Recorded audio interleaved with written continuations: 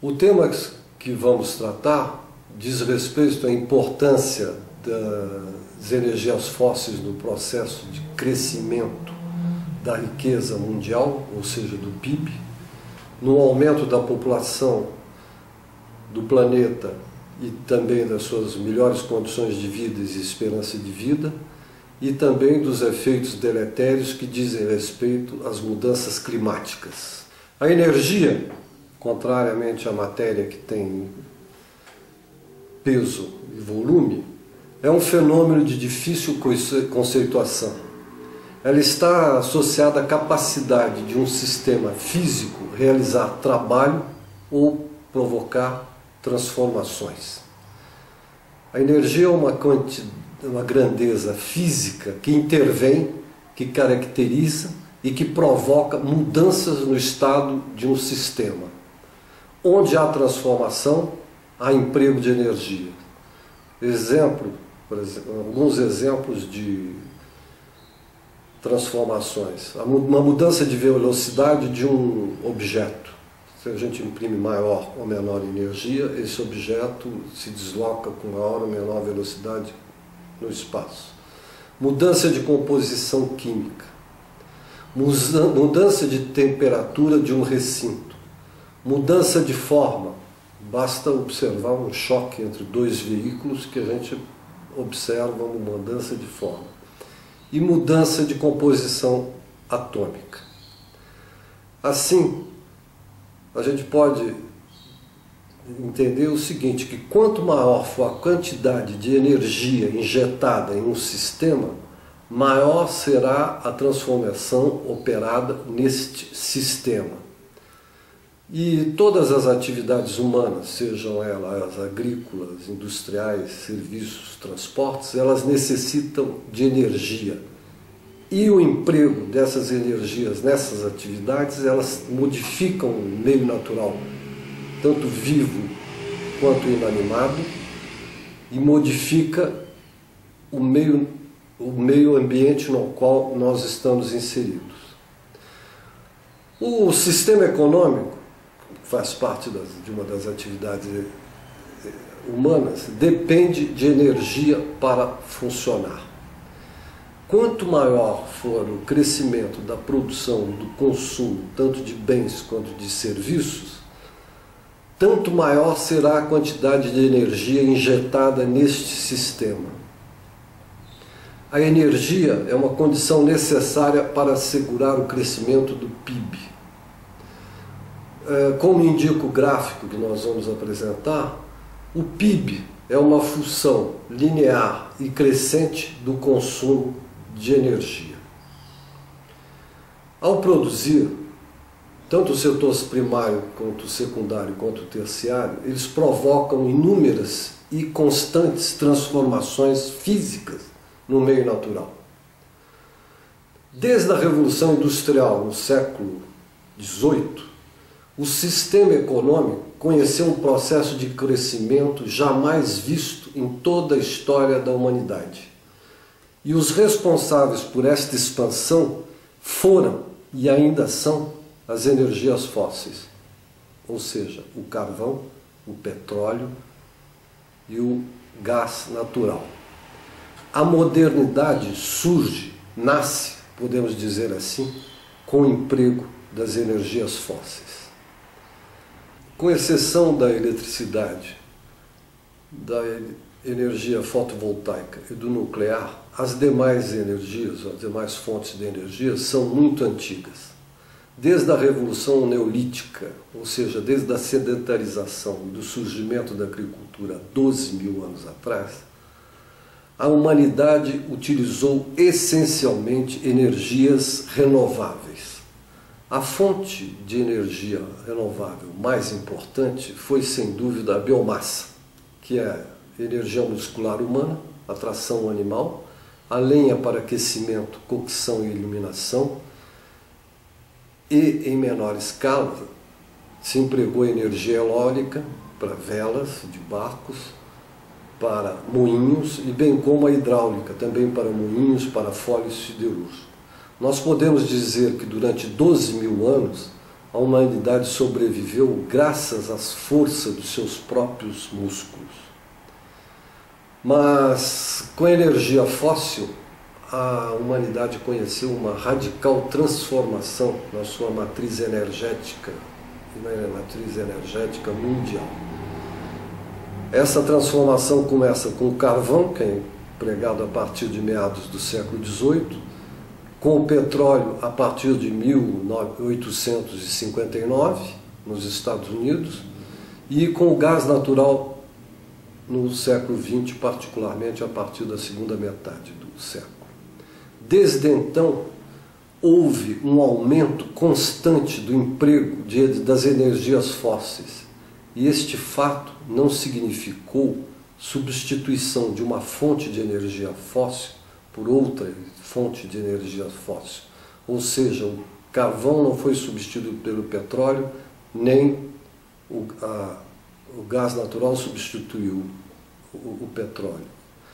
Todas elas cresceram de maneira bastante grande, uma ao lado da outra, continuam crescendo até hoje, em que pese todos os alertas dados sobre as mudanças climáticas.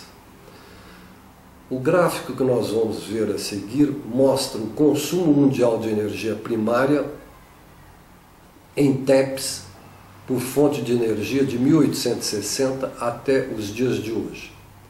Como nós podemos constatar, o consumo mundial total de energia primária foi da ordem de 14 bilhões de toneladas, e deste total as energias fósseis respondem por 85% do total, ou seja, 12 bilhões de TEPs.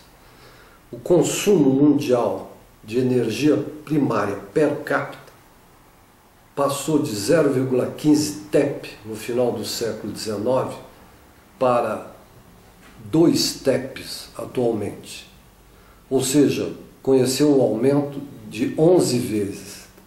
Mas o consumo per capita varia muito de um país para outro. Os Estados Unidos consomem aproximadamente 7 TEPs por ano e os europeus consomem 4 TEPs. E é interessante notar que os Estados Unidos consomem 3 TEPs a mais para um padrão de vida semelhante, ou seja, que eles desperdiçam muito mais energia do que os europeus. O Brasil está na faixa de 1,5 TEP ao ano, enquanto que a China consome 2,1 TEP por habitante ano. E os países mais pobres, como Bangladesh, consomem apenas 0,24 TEPs por ano. Agora nós vamos ver quais são as energias não renováveis e as energias renováveis e observar no gráfico. As energias fósseis, como vocês já viram, são 85% do consumo de energia primária no mundo.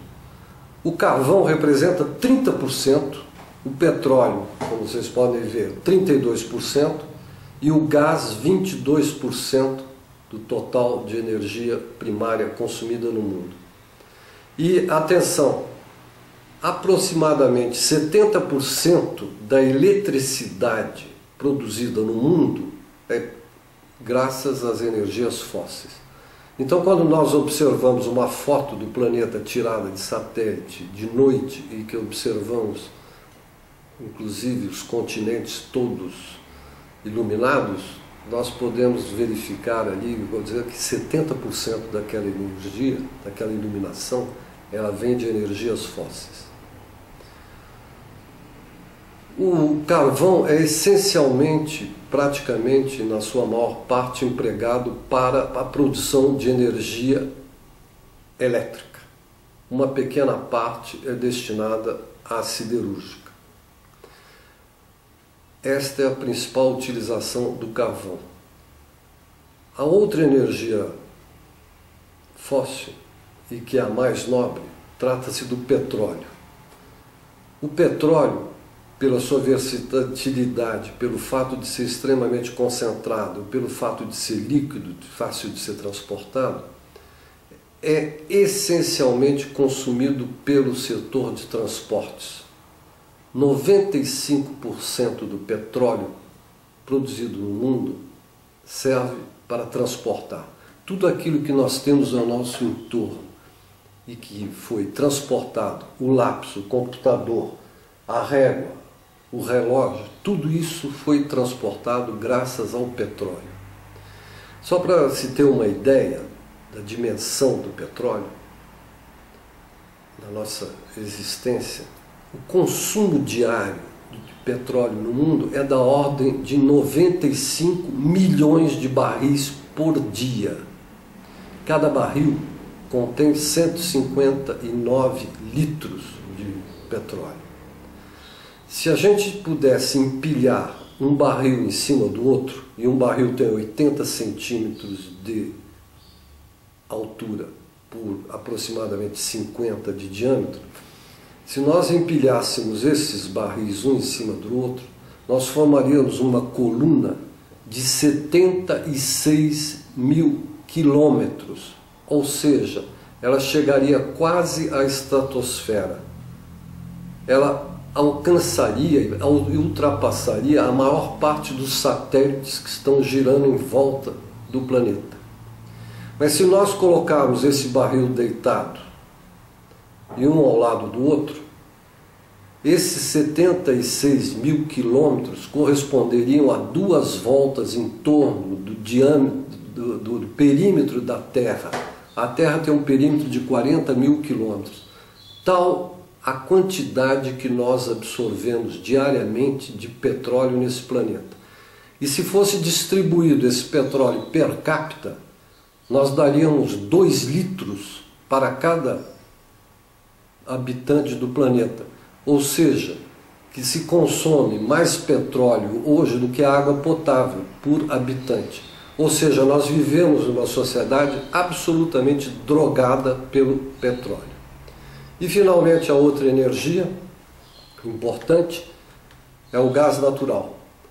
Ele é essencialmente destinado à produção de eletricidade. Ele emite menos CO2 do que o petróleo e do que o carvão. Ele pode ser uma alternativa para ajudar a descarbonizar, em parte, em uma fase de transição energética. Agora nós passamos por uma outra energia não renovável, que é o nuclear. O nuclear, ainda que se fale muito do nuclear, ele representa apenas 5% do consumo de energia primária no mundo e é único e exclusivamente destinado à produção de eletricidade. No planeta, nós temos aproximadamente 450 centrais nucleares funcionando atualmente. E se nós pretendêssemos descarbonizar, substituindo todas as energias fósseis pelo nuclear, nós teríamos que construir aproximadamente 9.000 centrais no planeta hoje, o que é industrialmente impossível. Nós teríamos que, para evitar o aquecimento global acima de 2 graus no final do século XXI, nós teríamos que construir uma central nuclear a cada semana ou a cada mês. E assim mesmo, nós não temos essa capacidade para fazer isso. Além do que, é um recurso não renovável. Nós teríamos que passar para reatores super regeneradores, que é uma tecnologia ainda que não está no ponto, e é um assunto extremamente, provoca controvérsias. De diferentes países tem a aceitação do nuclear é maior ou menor. Agora nós vamos tratar das energias renováveis. A mais importante delas, ainda hoje no planeta, é a biomassa. A biomassa é a principal energia renovável que que a humanidade utiliza. O consumo da biomassa no mundo ele aumentou ligeiramente, mas ele se mantém quase que constante e aumenta em função da população. A biomassa é essencialmente utilizada ainda pelos camponeses, pelos pequenos produtores, porque nós não podemos nos esquecer que eles são, hoje no planeta, uma população equivalente a 2,8 bilhões de indivíduos sobre o planeta. Ainda que relativamente eles representem 38% da população mundial, eles já representaram 70% da população mundial, 80%, 90% da população mundial, mas a população era muito menor. E o consumo de biomassa hoje no planeta é da ordem de 9 a 10% do consumo total de energia primária no mundo. Depois nós passamos para a energia hidráulica, que gera a hidroeletricidade. Ela representa 6% apenas do consumo mundial de energia e serve apenas para a produção de eletricidade. Um dos países com maior potencial para se aumentar a produção de energia hidroelétrica é o Brasil. No restante do planeta, as grandes e as principais barragens já foram construídas. Então, o potencial é muito menor nas outras regiões, tanto da Ásia como da África e da Europa. Finalmente, nós vamos falar das energias que têm o maior impacto na imprensa, ou seja, a energia eólica e a energia solar, entre outras energias renováveis. Elas representam menos de 1% do consumo total de energia do planeta. Elas são ainda pouco significativas, embora a taxa de crescimento dessas duas energias tenha sido bastante elevada, felizmente. O problema maior, no caso da energia solar e energia eólica, se pode resumir num só: o problema de estocagem. Sem solução para este problema, as energias eólica e solar não serão viáveis como principais fontes de energia visando a descarbonização do planeta, em razão da intermitência, porque elas funcionam só quando tem vento ou quando tem sol. Quando nós produzimos 100 watts de energia solar ou eólico, é preciso complementar a demanda com mais 300 watts com outras fontes de energia, pois sabemos que essas energias trabalham em plena potência apenas 30% do tempo. Ou ainda, para satisfazer uma demanda de 100 watts, é preciso dispor de uma capacidade instalada, tanto eólica como solar, de 300 watts, para compensar essa intermitência. Aí a questão que se coloca é o seguinte: como substituir o consumo anual mundial de 12 bilhões de TEPs, porque essa é a parte sobre 14 bilhões de TEPs de consumo mundial, por energia solar e eólica? É um desafio bastante difícil. Atualmente, a melhor técnica de estocagem são as baterias lítio-íon, mas que depende de lítio, depende de cobalto, depende de terras raras, e que são matérias-primas que não se encontram com facilidade e são esgotáveis. Sem uma evolução maior da tecnologia, não será possível operar com grandes baterias. Nós podemos operar com pequenas baterias, mas baterias gigantescas, como existe hoje uma experiência na Austrália, é muito mais difícil.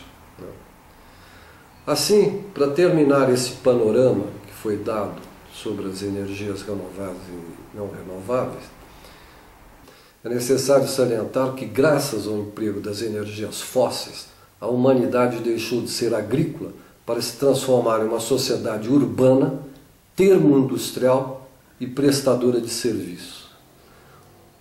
Houve uma notável mudança de patamar em termos de quantidade de energia empregada pela sociedade e em termos de melhores condições de existência para os seres humanos. Processo que alterou completamente o modo de vida e o cotidiano da humanidade. Trata-se de uma mudança exponencial que, para ser observada, basta comparar as condições de vida de hoje, 2018, com as condições de existência há 250 anos atrás. Mas não apenas há 250 anos atrás. Nós também podemos comparar com as mudanças de modo de vida que operaram durante esses últimos 25 ou 30 anos. O gráfico que nós vamos ver mostra a evolução da população mundial do ano zero, da época cristã, até hoje, em bilhões de habitantes.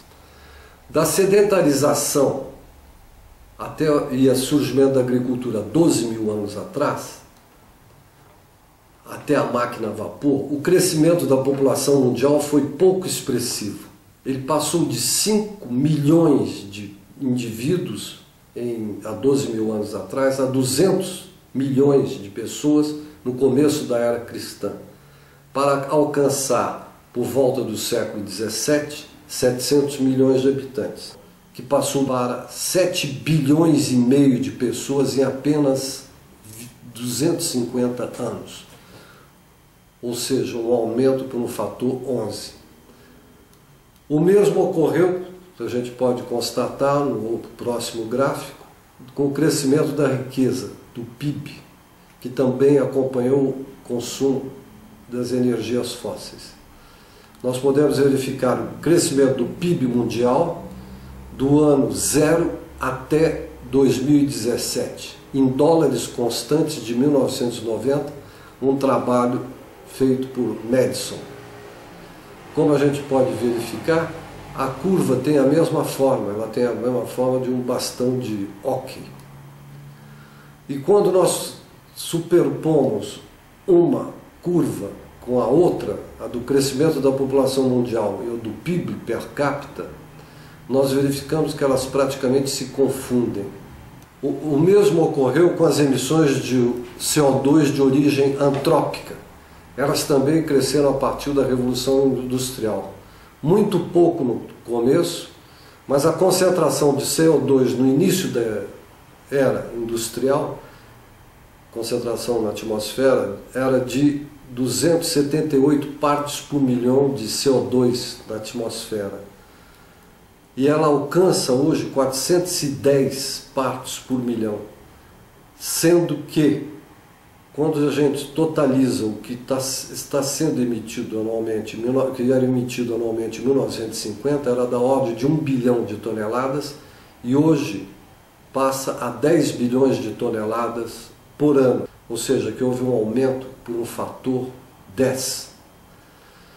Da Eco 92 até hoje, quer dizer, da conferência do que houve no Rio em 1992, as emissões de CO2 praticamente dobraram.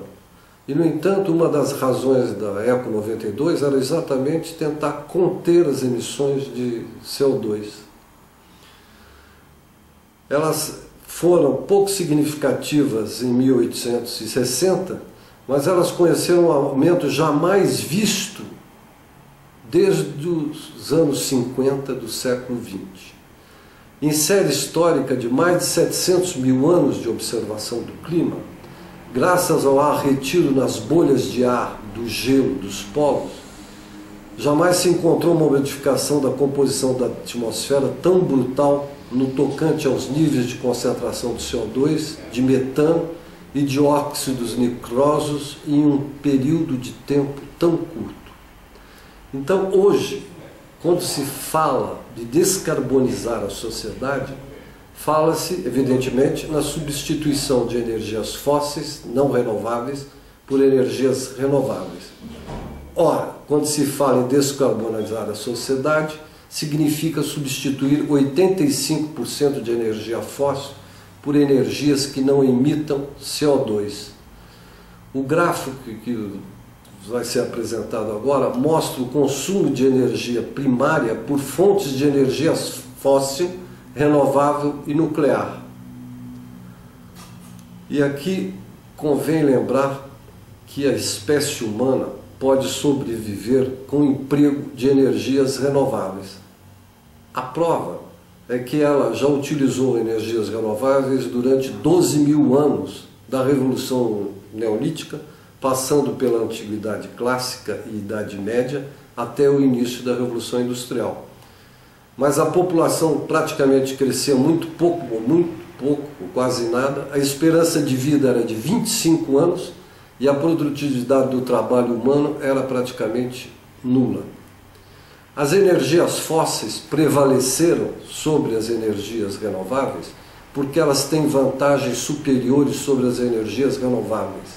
O carvão, o petróleo e o gás são recursos mais concentrados na natureza, de fácil extração e mais baratos, além de oferecerem diversificadas possibilidades de emprego. As energias fósseis suplantaram as renováveis antigas em virtude de características físicas muito superiores. Elas encerram uma maior densidade energética por unidade de massa. A quantidade de energia concentrada em um volume pequeno foi um aspecto determinante para a proeminência das energias fósseis sobre a biomassa. Evidentemente que as leis físicas não foram alteradas, elas continuam as mesmas. A mudança provocada pelas energias fósseis foi de natureza quantitativa, mudança de escala ou de ordem de grandeza.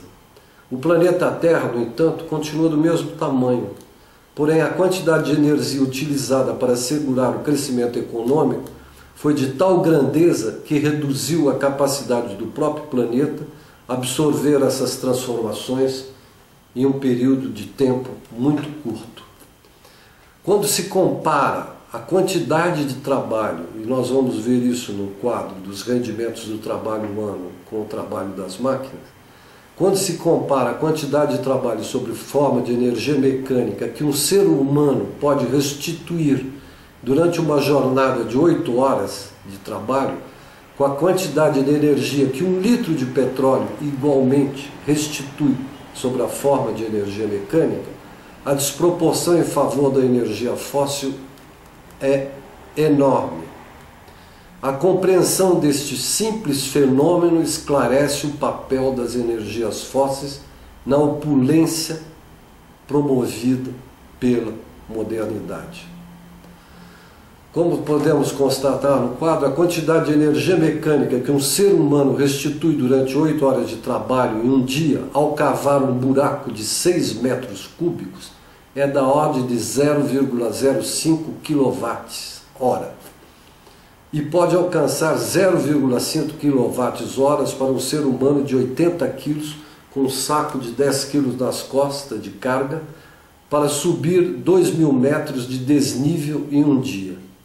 Ora, 1 litro de petróleo que contém 10 kWh de energia primária permite restituir, sob a forma de energia mecânica ou energia final, de 2 kWh a 4 kWh, segundo o rendimento do motor térmico, que pode ser de 20% até 40%, os melhores. Assim, 1 litro de petróleo restitui em energia mecânica de 4 dias a 80 dias de trabalho de um ser humano. E quando nós comparamos o valor do quilowatt-hora humano com o valor do quilowatt-hora do petróleo, em um dia de trabalho humano, ou seja, 0,05 kWh, custa R$ 37 no Brasil, em 2018. Enquanto que um dia de trabalho do petróleo, ou seja, os mesmos 0,05 kWh, custa 0,125 centavos. Até mesmo o valor do trabalho escravo é muito superior ao trabalho feito pela energia fóssil. E se compararmos com os países ricos, onde o salário de base é muito superior, a diferença ficará muito mais acentuada. Assim, o grande desafio do século XX é a descarbonização da humanidade. Antes mesmo de se perguntar se se trata de uma tarefa possível, é preciso compreender que as substituições das energias fósseis por energias renováveis entra em colisão com o modelo de produção e consumo capitalista do mundo ocidental, bem como com o capitalismo de Estado tipo chinês. Diversos indicadores que dispomos nos confirmam que não há nenhuma inflexão no processo de produção e consumo mundial. Ao contrário, eles continuam perseguindo tentando alcançar um crescimento chamado de crescimento verde, onde eles reduziriam as emissões de CO2 com empregos de energias renováveis, com níveis elevados de produção, solucionando a perda de biodiversidade, solucionando o esgotamento dos recursos naturais e as poluições, em um planeta que contará com uma população superior a 9 bilhões de habitantes. É uma vasta tarefa, praticamente impossível. E os indicadores confirmam ao contrário. As emissões mundiais de CO2 cresceram a uma taxa de 3% superior ao que seria necessário para estabilizar a temperatura média do planeta em 2 graus centígrados no final do nosso século XXI. Para reduzir as emissões de CO2 atuais, seria necessário que o crescimento do PIB mundial fosse inferior em 1,5% ao ano, ou seja, decrescer, o que não ocorre. Desde o ano 2000 até hoje, as emissões de CO2 praticamente dobraram em quantidade. O crescimento do consumo de energia foi de 40% superior no mesmo período. Apenas no Brasil, para se ter uma ideia, o número de veículos aumentou de 30 milhões em 2000 para 98 milhões em 2017, segundo a Folha de São Paulo. A continuidade desse processo nos levará ao colapso de nosso modo de vida e cujas consequências serão dramáticas. O que nos resta fazer é procurar soluções que permitam que a humanidade se adapte a essas novas condições e desde agora.